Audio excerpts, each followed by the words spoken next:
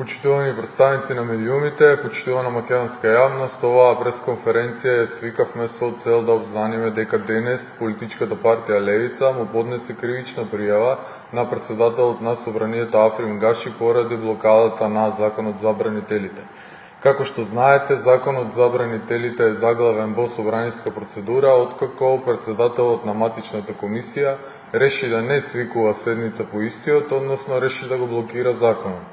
И ваква ситуација, кога председател на комисија решава да не свикува седница по одреден закон, односно кога решава да блокира одреден закон, не предвидена со новиот деловник на Собранието на Република Македонија, и во таква ситуација должност и надлежност е на председателот на Собранието да ја одблокира законската постапка, односно согласно член 126 став 3 од деловникот, председателот на Собранието е тој кој што треба да ја свика комисијата и да назначи член кој што ќе ја води седницата на таа комисија.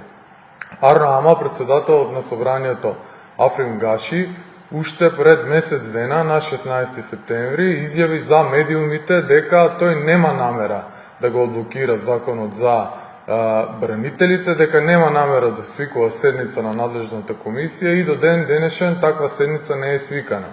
Со ова Африм Гаши не си исполнува својата деловничка обврска, несовесно постапува во вршењето на своите овластувања и должности, прави штета и прави кривично дело против службената должност и поради тоа денес политичката партија Левица му поднесе кривична пријава. Благодарам.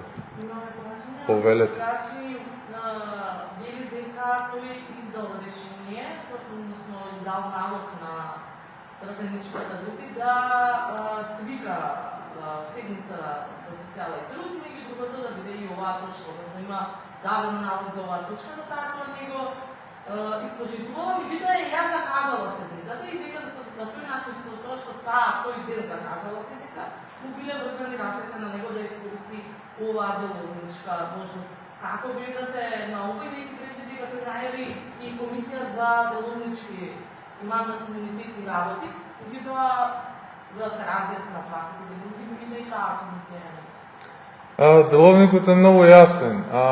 Од кога ќе помине, поради тоа што законот беше во скратена постапка, од кога ќе помине рокот од 24 часа, ако председателот на комисијата не одржи седница по одреден закон, председателот на Собранието назначува друг член кој што ќе одржи таа седница.